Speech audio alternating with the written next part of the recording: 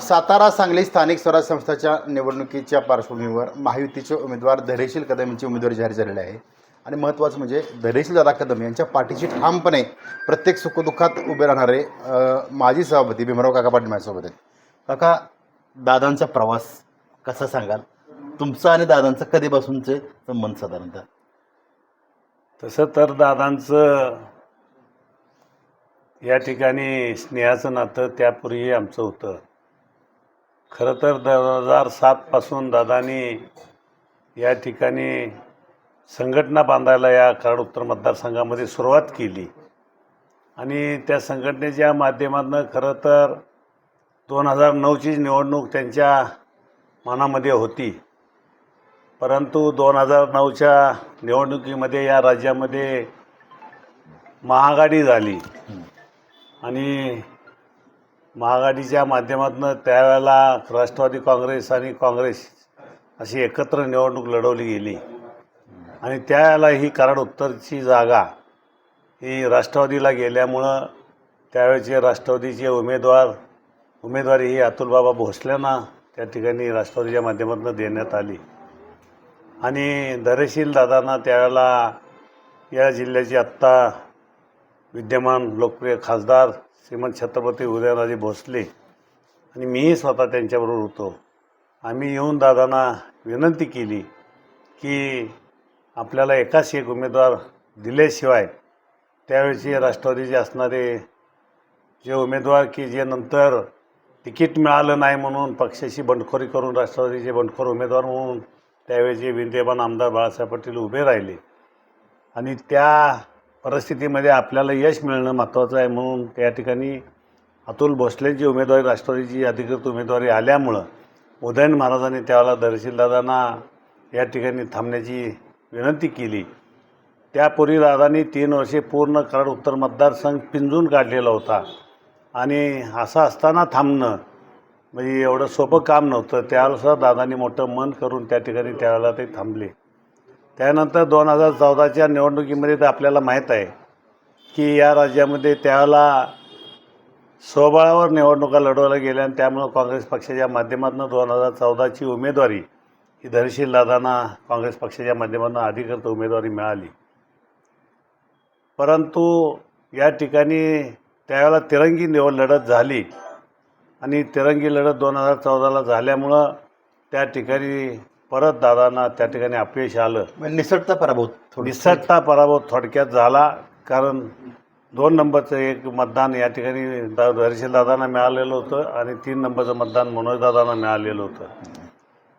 वास्तविक त्यालाही मनोजदादांना पण आम्ही विनंती केली होती की आपण पहिल्यांदाच 2014च्या निवडणुकीमध्ये या ठिकाणी इच्छा व्यक्त केलेली आहे, पण त्यापूर्वी 2009ला आदरणीय श्रीमंत छत्रपती उदयन महाराजांच्या विनंतीला मान देऊन धैर्यशील दादा थांबले आणि आता खरा क्लेम धैर्यशील दादांचा 2014ला आहे. तुम्ही यावेळेला थांबावं, 2019ला पुन्हा ज्यावेळेला संधी येईल त्यावेळेला तुम्ही व्हावं किंवा त्यावेळेला सह्याद्री कारखान्याची निवडणुकीसुद्धा भविष्यामध्ये होणार होती. त्या पद्धतीनं आपण विचार करू, पण त्यावेळेला धैर्यशील दादा काय आपलं मनोजदादा काय थांबले नाहीत आणि तिरंगी झाली आणि तिरंगीमध्ये अपयश आलं. तिरंगी लढत होण्यामुळं या ठिकाणी खरं तर कार्यकर्त्यांची उमेद खच्ची होत असती अपयश आलं की. परत 2019ला तीच परिस्थिती झाली. या राज्यामध्ये महायुतीच्या माध्यमातून त्या ठिकाणी शिवसेना, भाजप आणि राष्ट्रवादी अशी एकत्र निवडणूक लढवली गेली. परंतु त्या महायुतीच्या माध्यमातून ही जागा आमची कराड उत्तरची आपली शिवसेनी जागा असल्यामुळं त्या ठिकाणी शिवसेनेच्या माध्यमातूनच उमेदवारी केली पाहिजे असा आग्रह धरला आणि मग त्यामुळं त्यावेळेचे आदरणीय नेते माननीय देवेंद्र फडणवीस साहेब यांनी या ठिकाणी ही उमेदवारी शिवसेनेतून धैर्यशील दादा करण्याची विनंती केली आणि त्याप्रमाणे धैर्यशील दादांनी शिवसेनेच्या माध्यमातून ती उमेदवारी केली आणि परत तिरंगीच लढलं. 2019ला निवडणूक झाल्यामुळं परतही त्या ठिकाणी अपयश आलं आणि त्यावेळेला मग आम्ही असं ठरवलं की धैर्यशील दादांना आता आपण कारखान्याच्या माध्यमातून वर्धन कारखान्याची निर्मिती दादांनी त्यावेळेला केलेली होती. कारण या कराड उत्तरमध्ये ऊसाच्या जीवावर राजकारण केलं जात होतं आणि त्यामुळं सामान्य शेतकऱ्याला आणि जनतेला सुद्धा पिळून काढलं जात होतं आणि म्हणून त्या ठिकाणी आम्ही सर्व, मग मी आशियन संपतदादा असतील, जयाभाऊ असतील, आम्ही सगळ्यांनी दर्शनला विनंती केली की आपण आता कारखान्याच्या माध्यमातून या ठिकाणी लोकांच्या पुढं पहिल्यांदा जाऊया आणि मग निवडणुकीला सामोरं जाऊ. कारखाना उभा केला, परंतु 2019ला सुद्धा परत तिरंगी लढतीमध्ये तसंच अपयश आलं आणि त्यामुळं या ठिकाणी आम्ही 2024च्या निवडणुकीला असा निर्णय घेतला की आता जयाभाऊ असतील, आम्ही सर्व संपतदादा किंवा ज्येष्ठ नेते या जिल्ह्यातले की ही वारंवार अशी तिरंगी लढत होत गेली तर आपण थोडं कुठंतरी मागं घेतलं पाहिजे. आणि आम्हाला 2009पासून अनुभव आहे. मी माझ्या राजकीय 40-50 वर्षाच्या अनुभवामध्ये पाहिलं की धैर्यशील दादासारखा कार्यकर्ता की एवढ्या वेळा अपयश येऊनसुद्धा आणि नेत्यांनी सूचना केल्यानंतर थांबायची विनंती केल्यानंतर थांबण्याचं एक त्यांचं दातृत्व म्हणलं तर काय अवघड ठरणार नाही. दादा नेहमी मागं 2 पावलं सरायची त्यांची तयारी असती आणि त्या माध्यमातून त्यांनी 2024ला आमच्या सर्वांची विनंती, आम्ही सर्वांनी सांगितलं की आजपर्यंत झालं ते झालं, आता आपण एकच उमेदवार देऊया. आणि त्या पद्धतीनं त्यांनी सगळ्यांची विनंती नेत्यांची दादानी मान्य केली आणि नेते मंडळींनी मान्य जयाभाऊनी या ठिकाणी अनेक सभामध्ये जाहीर सांगितलेलं होतं की दादा मी तुम्हाला पण आमदार करणार. आणि त्या पद्धतीनं या ठिकाणी आता ही वातावरण सुरू झाल्यानंतर आम्ही जयाभाऊंना सांगितलं की आम्ही ज्येष्ठ मंडळी, आता भाऊ आमच्या या ठिकाणी राजकीय कालावधी आता संपत आला आहे म्हणलं तर काय वावं ठरणार नाही, परंतु आमच्या देखत या ठिकाणी तुम्ही एक वेळ धैर्यशील दादाला जसं म्हणलं आहे तसं आमदार तुम्ही करावा अशी आमची तीव्र इच्छा आहे. त्या पद्धतीनं आपण राज्यपातळीवर देशपातळीवर प्रयत्न करावेत. खरं तर मनापासून मी जयाभाऊंचं सुद्धा कौतुक करीन, आदरणीय आमदार मुख्यमंत्री देवेंद्र फडणवीस साहेबांचं सुद्धा, कारण त्यांनीही पालिकेच्या सभेमध्ये आपली भावना व्यक्त करताना धैर्यशील दादांना सांगितलं होतं. आणि त्या पद्धतीनं धैर्यशील दादांनी आव्हानात्मक भाजपचे जिल्हाध्यक्ष, आपल्याला माहीत आहे की या पहिल्यांदा या ठिकाणी भाजपचे लोकसभेचे खासदार हे कमळाच्या चिन्हावर निवडून आले. दादा अध्यक्ष असताना 8च्या 8 आमदार महायुतीचे या ठिकाणी निवडून आले, त्यापैकी 4 भाजपचे निवडून आले. आणि तसं बघितलं तर दादांनी विधानसभेच्या निवडणुकीच्या किंवा लोकसभेच्या निवडणुकीच्या वेळेला जी भाजपच्या अध्यक्षाच्या माध्यमातून जिल्हाभर जो दौरा आखला, त्या दौऱ्यामध्ये आम्ही सुद्धा उत्तर कराडमध्ये त्यांच्या अनेक कार्यक्रमाला हजर राहत होतो. दादांनी नुसतं उत्तर कराडच केंद्रित केलं नव्हतं, तर जिल्ह्यामधल्या सर्व विधानसभा मतदारसंघामध्ये मनापासून त्यांनी दादांनी काम केलं आणि प्रत्येक गावामध्ये घर टू घर कमळ पोचवण्याचं काम संघटनेच्या माध्यमातून आणि विशेष करून भाजपच्या सर्व जिल्ह्याच्या संघटनेनं अत्यंत चांगली ताकद धैर्यशील दादांना अध्यक्ष म्हणून दिली आणि पक्ष हा सर्वसामान्य जनतेपर्यंत पक्षाच्या सर्व योजना 5-10 वर्षामध्ये त्या ठिकाणी जनतेपर्यंत पोचवण्याचे प्रयत्न केले. त्यामुळं भाजपच्या माध्यमातून एक जनतेमध्ये मतदारामध्ये एक सहानुभूती त्या निर्माण झाली आणि त्याचाच आपल्याला निकाल पाहायला मिळाला की 8चे 8 आमदार हे महायुतीचे निवडून आले. आणि त्यामुळं आता या ठिकाणी अजूनसुद्धा आपल्याला माहीत आहे, यापूर्वी 2 विधान परिषद या निवडणुका झाल्या, त्यावेळेला आम्हाला वाटत होतं उमेदवारी दादाला मिळेल, परंतु त्याही नेत्यांनी त्यावेळेला त्यांना थांबवलं. दादा थांबले आणि दादा कुठेही कमी पडले नाहीत. आत्ता ह्या निवडणुकीच्या शेवटपर्यंत स्थानिक स्वराज्य संस्थांच्या निवडणुका ज्यावेळेला या ठिकाणी लागल्या त्यावेळेला पुन्हा प्रयत्न सुरू केले.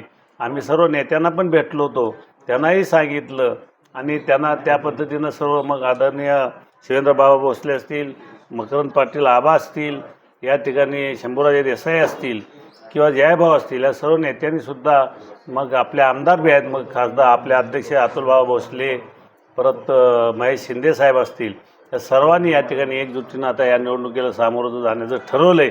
त्यामुळं यावेळेला ती निश्चित जी इच्छा, कारण उत्तरमधल्या अनेक कार्यकर्त्यांची ज्यांनी धैर्यशील दादांच्यावर 2007पासून प्रेम केलं, कारण 2007ला दादांनी 3 वर्ष या गटामध्ये वातावरण झंझावात निर्माण केलेला होता आणि त्यावेळेपासूनची असणारी इच्छा आता या निवडणुकीच्या रूपानं या ठिकाणी कार्यकर्त्यांची पूर्ण होण्याची आशा वाटायला लागलेली आहे आणि ती होईल.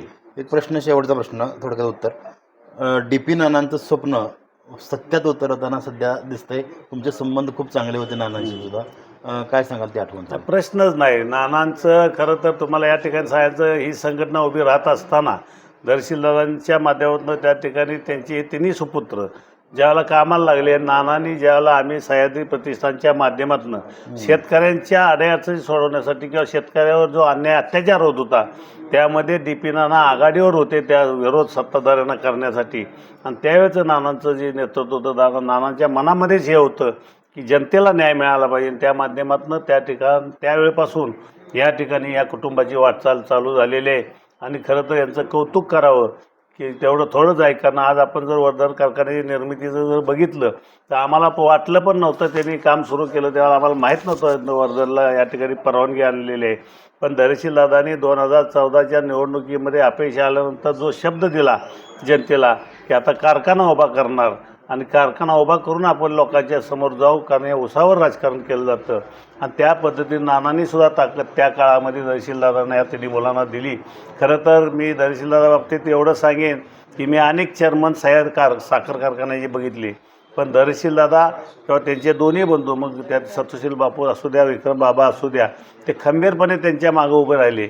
आणि असा पहिला चेअरमन मी बघितलेला आहे कारखान्याचा की स्वतः इंजिनियर किंवा केमिस्ट किंवा कोणालाही त्या ठिकाणी स्वतः मार्गदर्शन करून प्रत्येक नटबोल्टाची माहिती असणारा, प्रत्येक मशिनरीची माहिती असणारा असा हा चेअरमन या ठिकाणी त्या पद्धतीनं कारखान्याची निर्मिती केली. आणि या तालुक्यातल्या कराड उत्तरमधल्या शेतकऱ्यांना दादानी न्याय दिल्यामुळे आज जर आपण पाहिलं की ऊसाच्या बाबतीची पूर्वी त्यावेळच्या सत्ताधारी साखर कारखानदारांच्या पाया पडायला जायला लागत होतं, संचालकांच्या पाया पडायला लागत शेतकऱ्यांना. पण आता कुठलाही शेतकरी कोण त्यांचं कुठंही ऊस आपला घालू शकतो, त्या ठिकाणी त्यांना एक वातावरण तयार झालेलं आहे. आणि त्यामुळे स्वतः शेतकरी आता स्वाभिमानानं उभं राहायला लागलेले आहेत. आणि ह्याचं सगळं खरं तर कारखान्याच्या माध्यमातलं श्रेय त्यावेळेला प्रतिष्ठानच्या माध्यमातून आम्ही DP नानांचीच उमेदवारीची इच्छा व्यक्त केली होती, पण त्याच्या राजकीय अडचणीमुळं ती होऊ शकली नाही. पण निश्चित नानांचं स्वप्न या तिन्ही मुलांनी पूर्ण केलं म्हणलं तर अवघड ठरणार नाही. आणि त्याचा फायदा या उत्तर कराडमधल्या जनतेला या ठिकाणी किंवा आता परिसरातल्या जिल्ह्यातल्या पण शेतकऱ्यांना व्हायला लागला आहे म्हणलं तर काय वावगं ठरणार नाही. खरं तर धैर्यशील कदम यांना उमेदवारी जाहीर झाली सातारा सांगली स्थानिक स्वराज्य संस्थेची. अनेक लोकांना वाटत असेल की हा प्रवास सोपा होता ना, मात्र गेल्या 20 वर्षातला धैर्यशील कदम यांचा संघर्ष हा खरं त्या संघर्ष काळात भीमराव पाटील सारखे अनेक ज्येष्ठ नेते या ठिकाणी सोबत होते आणि त्याला आज उजाळा देण्याचा हा छोटासा प्रयत्न केलेला आहे. विकास भोसले, यशवंत नगरी, कराड. नमस्ते.